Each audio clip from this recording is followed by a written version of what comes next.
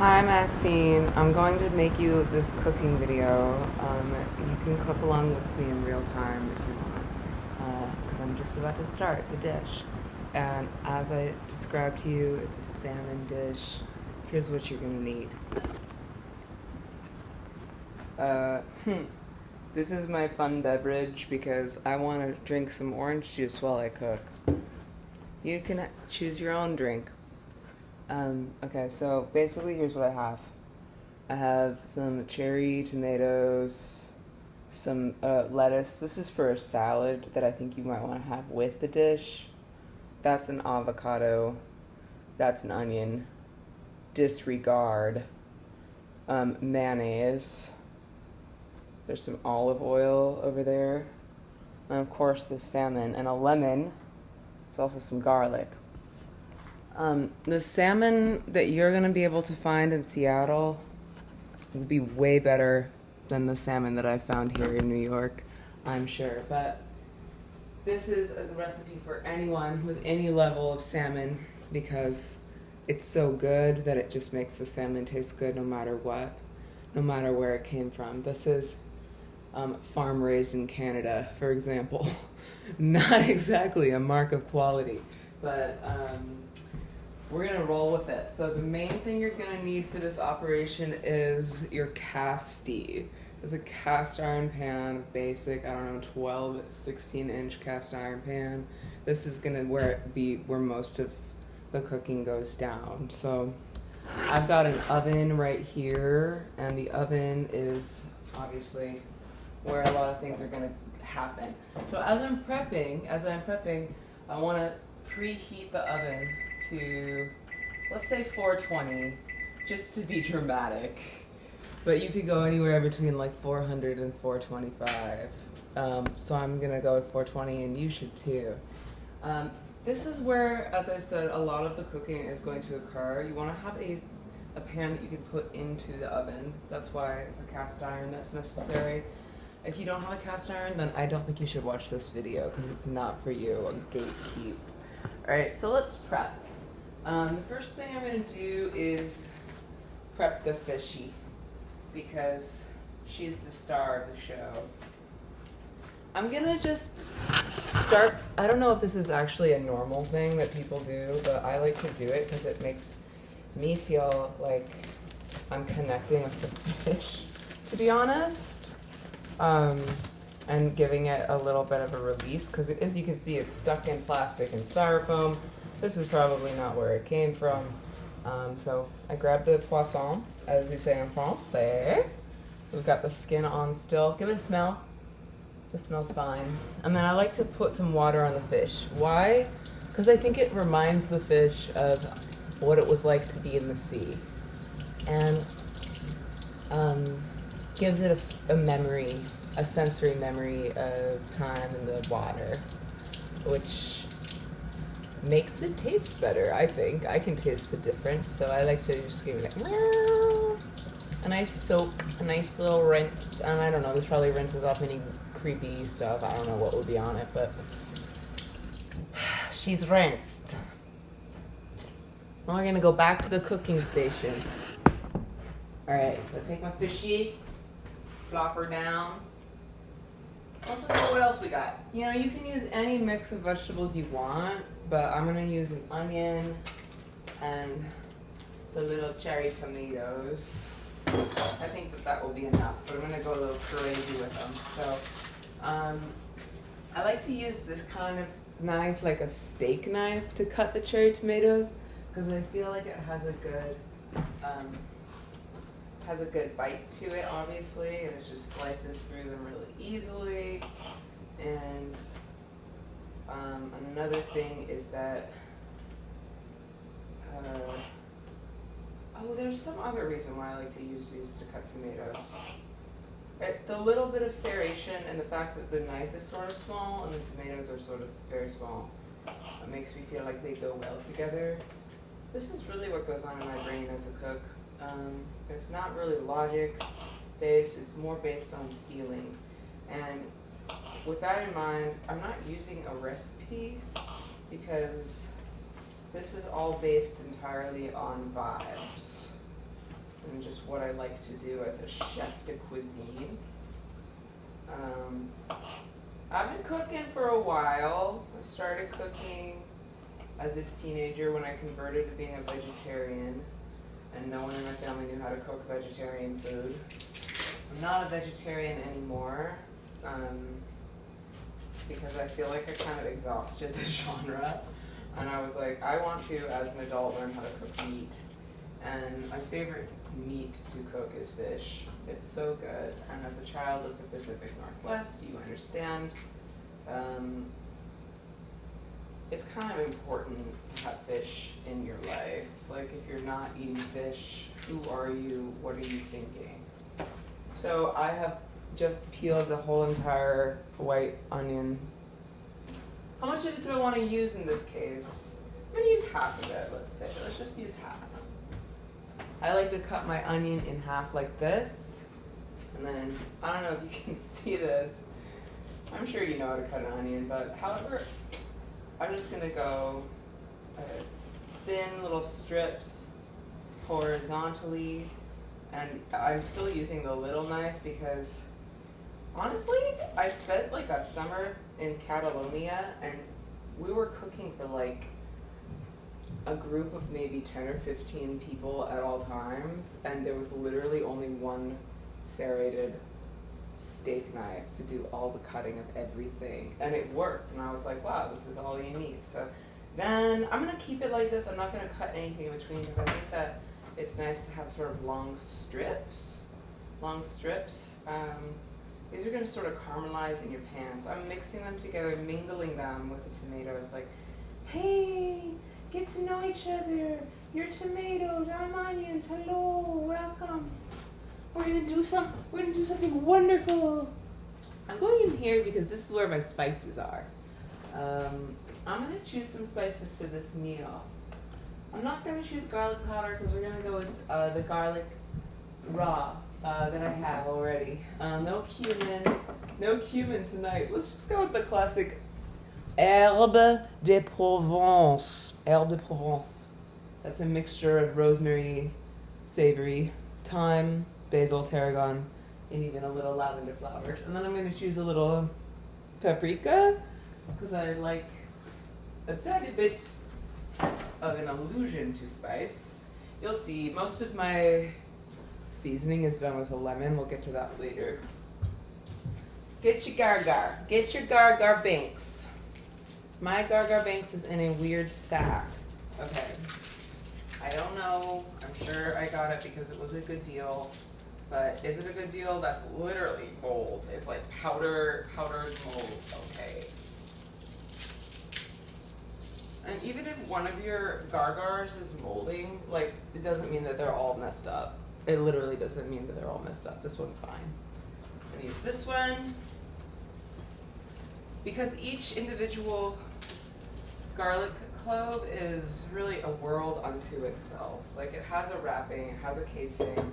Now for this part of garlic, I'm sure that everyone has their own hot take on how to, dude, my computer's plugged into the wall, so I can't take it over there. I'm just filming this on photo booth on my computer. Okay, so here's the best way to do garlic. I think you take your big knife, put it on top of the garlic, blade down on the garlic, the clove is here, blade down, and then with the blue of my hand, yeah, and then it becomes like this, and you just take the casing off. It's so simple. So I did that for this other garlic too, and we're going to do 2 garlics. Now I like to go rustico, which is Italian for rustic. And I just do some kind of random chops to this gar-gar. Like, oh, we don't even care. We're Italian, everything's a nice lazy time. I'm not saying the Italians are lazy, they're not lazy. They literally invented fashion, pasta, and honestly I think like maybe laws. So let's take the herbs de Provence and I open up the big side, and then I dump them. You can be really liberal with this. That is not conservative. But when I'm saying liberal, I'm saying like they're, not full Marxism, probably an AOC level of liberalism on this. And then with the herb de Provence, paprika, sprinkle, get it nice and all over those veggies. I like to kind of do my spicing, like stage it on here. Let's get some pepper, baby. A peppercorn medley here. So let's crunch that on. Crunchy meltdown. And then who do we have? The most important girl in the room. The little umbrella bitch. So we take some into the palm of the hand and then put some back. It's always important to put a little too much and then put some back. And then just sprinkle it like a little snowstorm on a village in Maine. Yeah. Next up, we're gonna do, so those vegetables are seasoned as far as I am concerned. But what about the salmon? I'm so glad you asked. This fish needs a friend on top. And it's so easy. So easy, Maxinista. You take the mayo and you just pour it, you spread it on top. I'm using the Whole Foods brand of mayonnaise because it's quite good. And it's not too expensive. There are some deals at Whole Foods, but I can see their scheme. They're like, I'm Whole Foods. Oh, that's the oven. She's preheated. I'm Whole Foods. I'm going to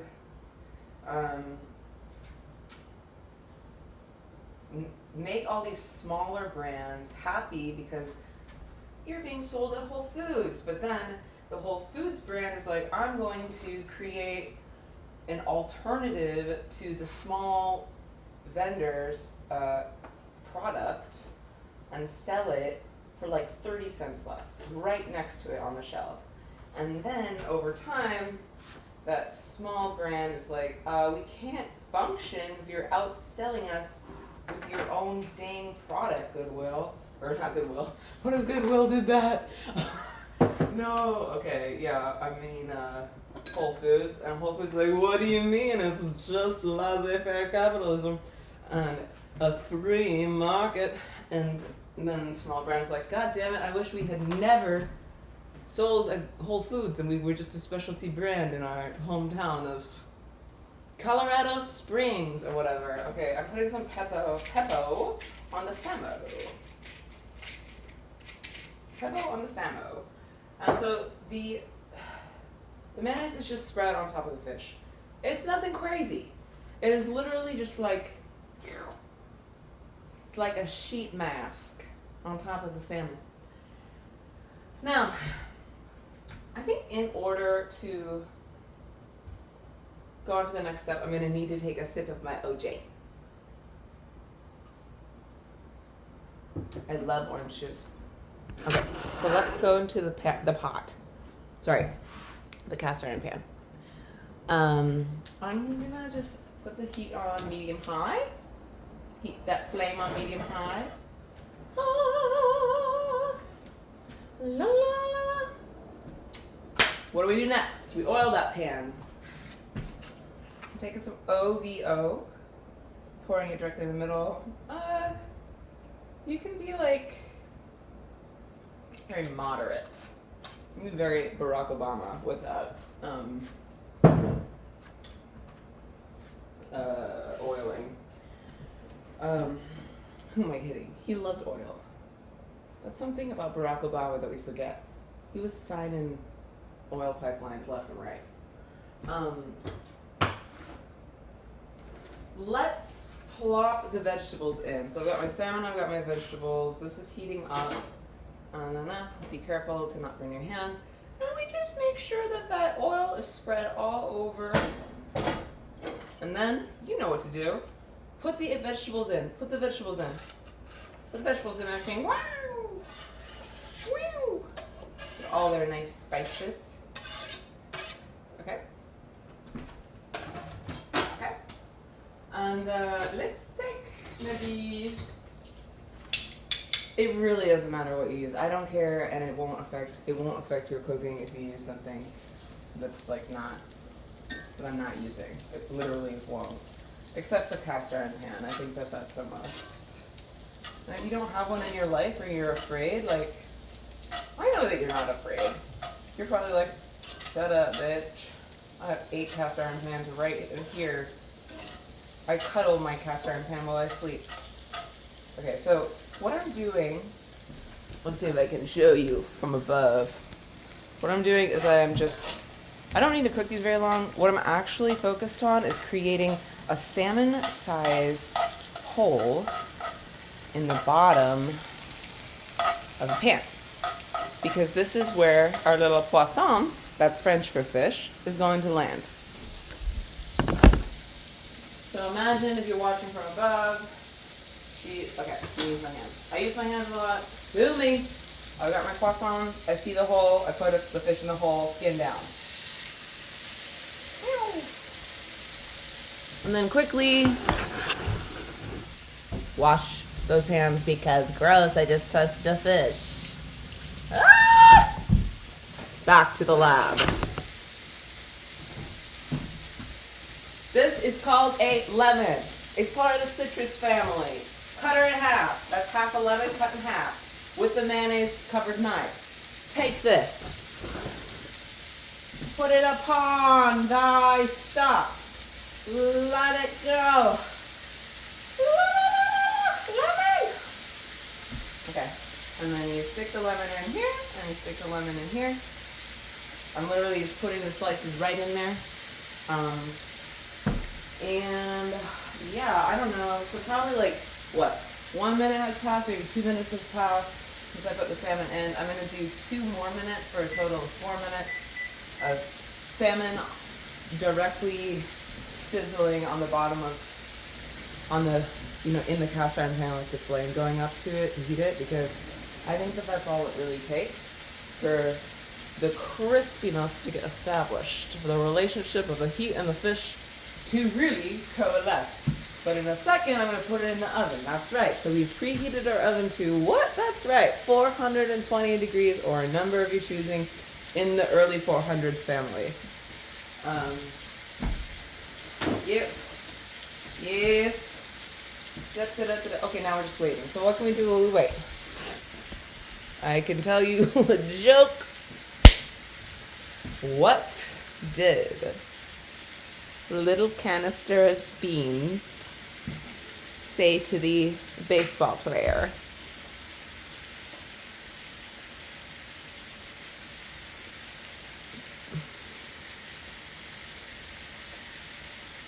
It's been fun knowing you, but I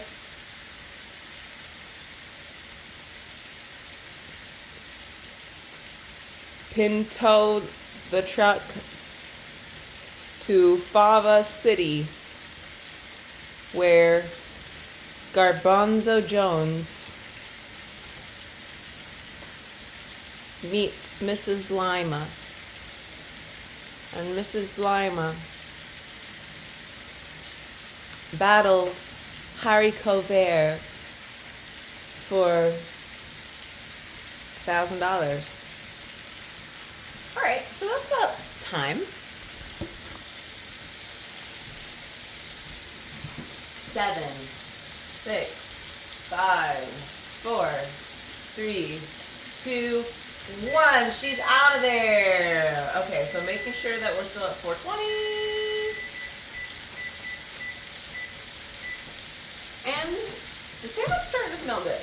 I'm going to take this, being careful not to burn it, my hand, turn off the burner, and put her right. Ooh, we got some random crap in here. Put her in, all the way in. Go, go, go. Woo! Yeah, buddy. Okay. So if there's some random thing in your oven, just put that to the side for now. We're not going to need that. Now, eating salmon by itself is really delicious. But let's create a balanced meal for dinner tonight. I'm going to take this. Now, this is a head of lettuce. It's become very popular to buy a box of lettuce, and I understand why. But let me make a case for the head of lettuce. The head of lettuce is perfect. All of these leaves have known each other since childbirth, and they've grown up together. They've seen each other through some hard times, some good times. The ones on the outside are like, we've known turmoil, terror, and strife, and we've protected the inner crunchy bits from all the elements, and the inner crunchy bits are like, thank you so much, we are so juicy and sweet. And I just wouldn't want to eat a bunch of random pieces of random heads of lettuce when I could eat the whole, from the whole family. That said, I really need to eat this today because it's starting to wilt in my refrigerator. So, how do we revive a romaine? Well, friends, it's going to go like this. First of all, I'm going to take this like salmon wrapper thingy out. So I'll be right back. Okay.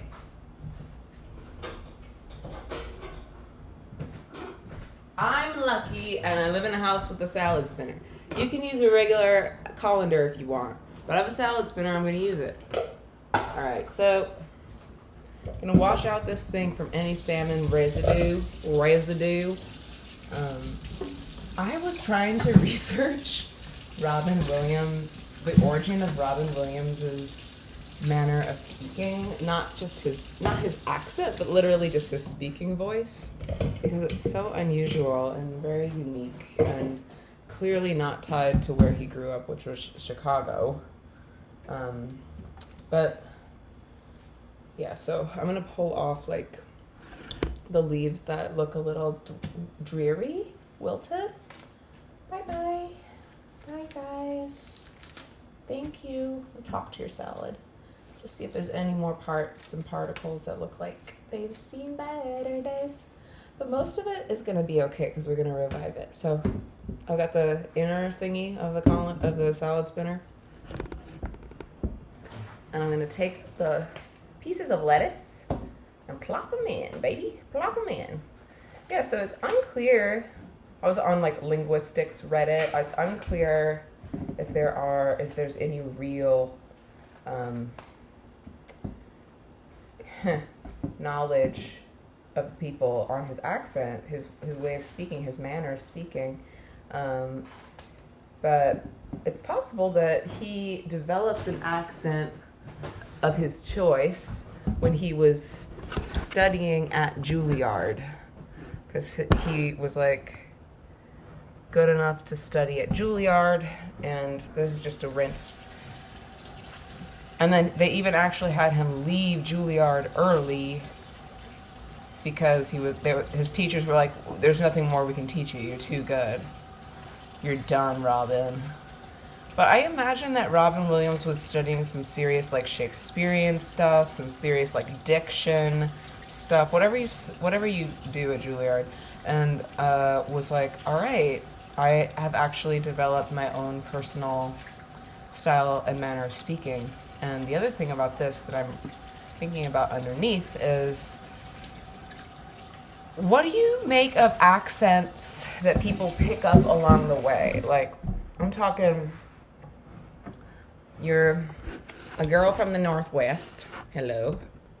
I count myself among us. And you live in New York City. You live there since 2017. That's what's true for me. Okay, so take this, dripping, put it inside the thingy. We're going to spin it. You've lived here since 2017, and then sometimes when I'm speaking, I hear a little New York accent come through. Push, push, push, push, push, push. Stop. Okay. Some water. dump the water, rinse again. And this is not just about cleaning, Maxine. This is about creating a memory in the lettuce so that the lettuce will revive and remember what it was like to be rained on in the field or, watered. And it will come back to life. This is a French trick I've picked up, is really important actually. They go a whole other level. They soak their leaves in like a vat or like that sink full of water, soak the leaves and then lay them out to dry, just to really like bring the water and the energy back into them. So in a way we're doing that, but in a sort of salad spinnery way.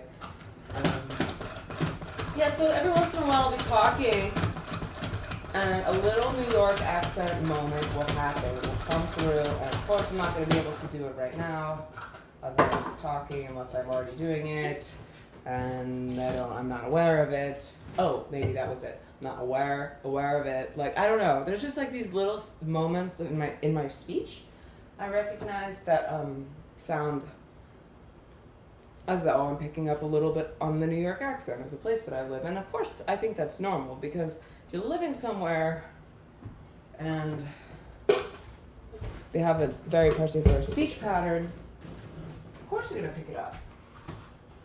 This has also happened to me, though, when I've hung out with, say, British people, Irish people, French speakers, any kind of speaker who has a unique style of talking, and of course, like, I end up sort of talking in a little bit of an accent. You too, I know, are a country musician. So how do you square, like, being from Seattle, singing a country song, and coming out with, like, this little country accent, which is a fabrication, obviously. I don't know. Let's check in with the fish. Okay, so I put the fish in here, and it's cooking at 420 degrees. You may notice I did not put a timer on. That's because I'm going by feeling. I'm going by feeling, by sensation. And I think it'll be around 10 to 12 minutes, but I'm going by feeling, because I'm a magical cooking lady. I don't even need a clock. All right, so next move. Let's get a bowl for the salad. Come on. All right, here's where the bowls are kept in this household. I'm going to just choose this one. Choose a bowl about the size of your face. Put the bowl next to the new salad, the refreshed salad. And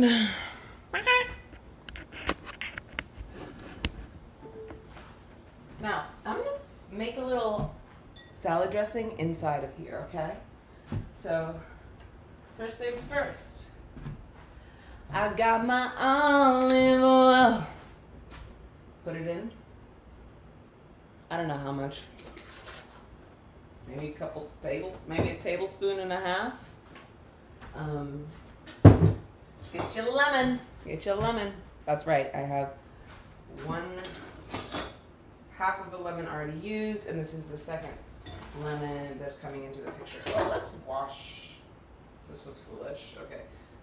Here's a random colander. Put in the excess here. Okay. We're gonna wash this thing that the fish was on, because we don't want a raw fish thing in our lives. Yeah. So I'm just trying to find out about what people make of the ethics of accents. The ethics of accents. Are you entitled to take on patinas of the accents you are living around? Is it cultural appropriation? Is it just more the natural tendency of the human ear? I believe it's sort of more the natural tendency of the human ear, but with complicated questions of cultural,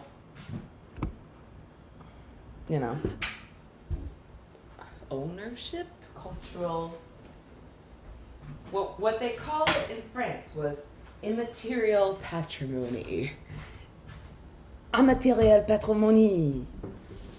And that is the part of a culture that is immaterial, like its accent, like its words, like its folklore, like its customs, the things that you cannot contain, retain, reproduce, sell on the Whole Foods shelf.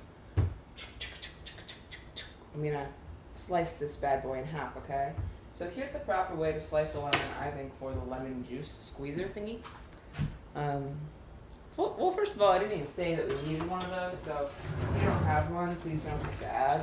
But I'm talking about one of these, like one of these lemon squeezers. So to prep your lemon for said squeezer at any time, you cut it in half and then you're gonna cut off its butt to create this kind of flat surface that you could theoretically put inside this. Now this lemon's a little big for this thingy, but it'll work fine. And if you're not rocking with one of these, you just you take your hand and you squeeze this, okay? I'm gonna do one lemon in here and see how it looks. Ooh, it's coming out, okay? That's nice. Yeah, so it's the stuff nobody owns, but it's the stuff you kind of like,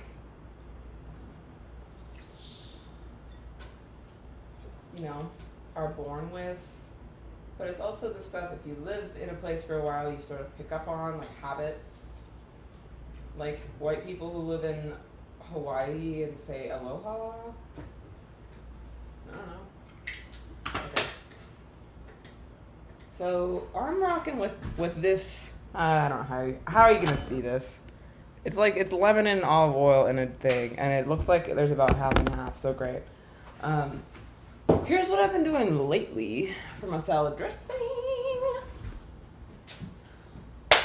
Because I've been loving this stupid mayo, I'm gonna take a little bit of the mayo and see that much. And put it in. Put it in here. Twist it around. That'll give it a nice little creaminess. I don't know, it's almost like a fake Caesar salad dressing, which I know involves anchovies, which would also be so good in this, but I don't have any anchovies right now. And of course we just do salt and pepper. S&P 500, babe. S&P. Okay. See, was that rude? Was that rude? What I just did? Stop trying to sound like a NASCAR guy doing like stock trading. Freaking, I don't know. I'm from Seattle. So are you. It's a land of accentless fools. They always told me growing up, this Seattle is the place where people come from other states to get rid of their accents and learn the plain American accent. So maybe that's why I'm so messed up with these accents, because I've got the plainest version and I have a musical brain, and when I hear other people, I'm like, I'm gonna put this in right now. I'm gonna dress the whole thing because I want to eat the whole salad. I know. I'm hungry for salad. Okay, take this, all of you, and crunch it in half. Break it in half for a more manageable size. Plop it in. Cover that bad boy. I love to do everything with my hands. I don't care who tells me to stop. It's like everything in this cooking process is trying to become more friendly with the food, because this is gonna be my nutrition. Now, look, that was a lot of dressing for a little salad, so we've got to add more to it. What are we adding, Maxinista? We're adding an avocado because health. Okay. I've got this nice big avocado from the grocery store, and I'm gonna just use some of it, like a portion, like a third of it. What am I doing? I'm just taking the knife, swirl it around, not the biggest chunk, but it's a huge avocado, it's huge. I got this much. This is perfect. That's perfect. And meanwhile, the salmon is still cooking. Oh, this is fun, maybe, to watch. I make little slices.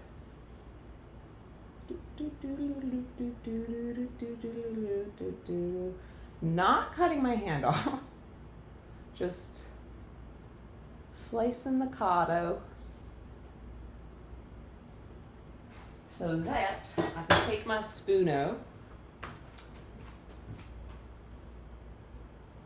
rock this guy out of his shell, rock and roll him out of his shell. I'm an American. I can talk however I want. Okay, and then put it in here. But the thing is, oh, I don't even want to tell the story. Blah, blah, blah. I was a little baby in Quebec. And then we moved to Boston. I got a Boston accent as a 2, 3, 4-year-old child learning how to speak. And then I had a Boston accent when I moved to Seattle. And they were like, you have a speech impediment. They didn't realize it was just a Boston accent. So, all I'm saying is that accents truly confuse me, and the salad is done. I'm going to put the salad, here's what I'm going to do, a fork and a spoon in the salad bowl.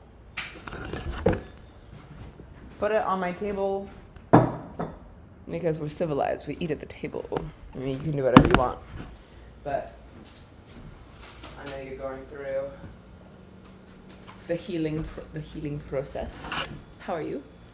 So you just do whatever feels comfortable for you.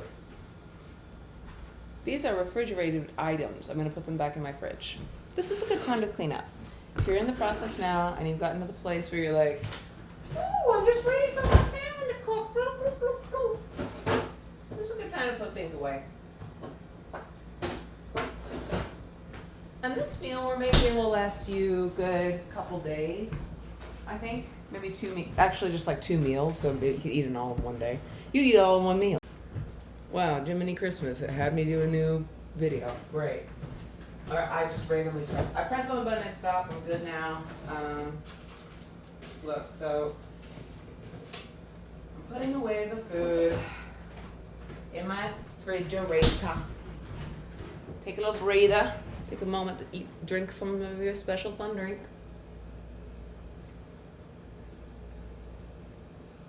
Okay, let's check on the fish.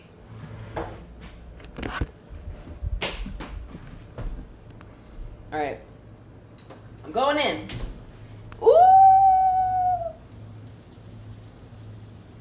Fish dish. I'm trying to do this one-handed.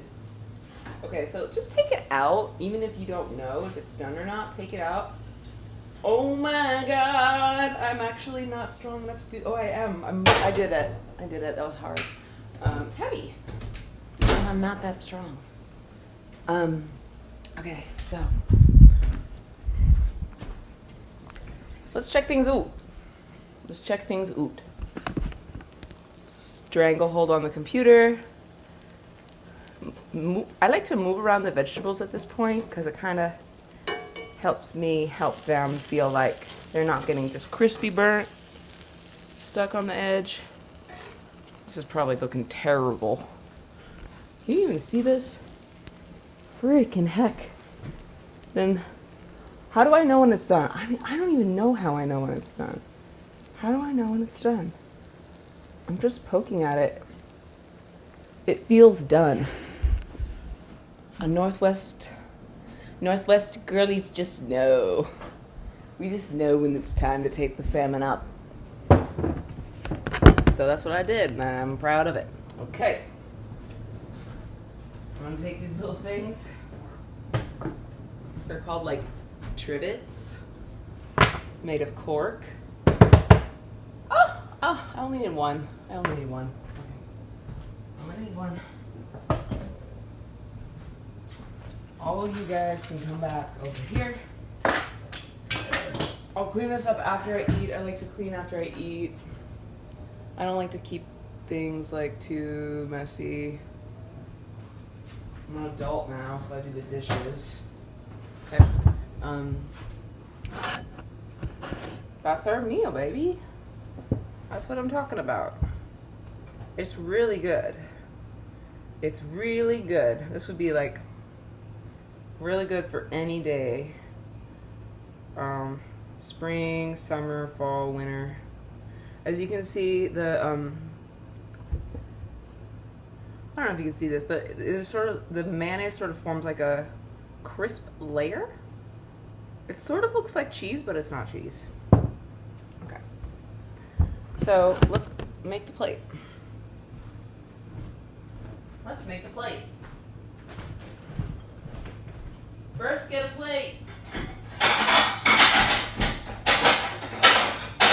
Don't mess this up. Get a good plate. Okay.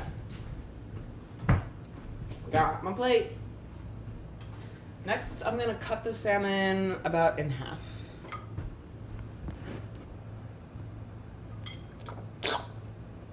Yes. Yeah. Oh, it's perfect. I don't know how I know. I don't have any rhyme or reason to this. Okay. And then you just get something to take it up and off. Fishy. You put it down. It doesn't matter if the skin comes with, stays behind, whatever you like. Then I like to get a big chunk of the nice, cool, awesome vegetable medley. Yum. But I want to leave one lemon because that's for the leftovers. Okay, then it's like that. And then here, I'll show you how to set a table, if in case you don't know, like the proper way. All right, so here's a little spot. We've got the salad. Obviously, you know, I already made the salmon, so there's the main dish.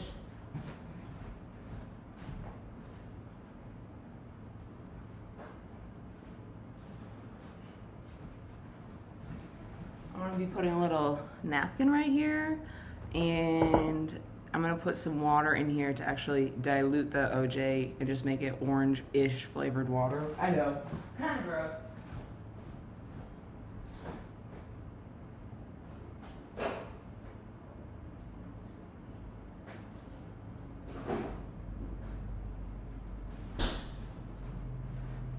All right, so I got my Bebida napkin. Always is going to go on the right.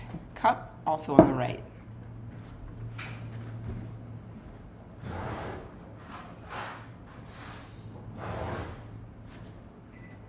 All right, and then you get your fork and your knife. That's what we're going to need for this meal. There's no spoon required. If there was a spoon, we would put it right up here. But there's a fork, and it goes there. And the knife goes to the right of it with the knife edge facing the fork.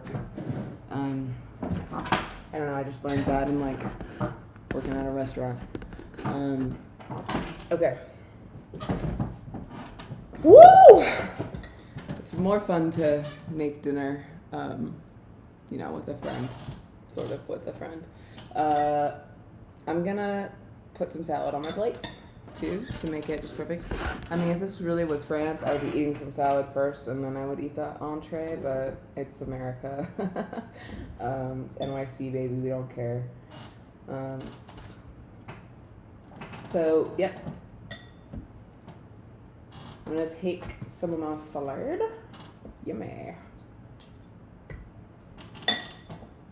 And that avocado. Whoa, whoa, whoa. So I got a spoon and a fork in the salad. Put that right on the Play-Doh. Yummy. Okay. I can revisit that later. That's a healthy, balanced meal. It's a healthy, balanced meal. And the flavor should be correct. The flavor should be good. Shouldn't be too much of anything. You know, too hot, too spicy, too dry, whatever. Let's taste it.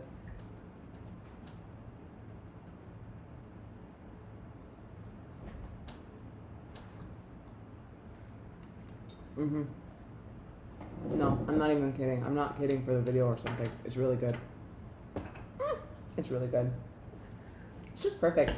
It's a perfect little Sunday meal. Yeah.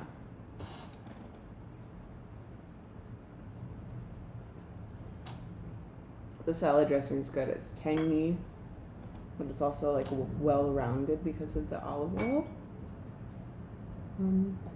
Everything tastes great.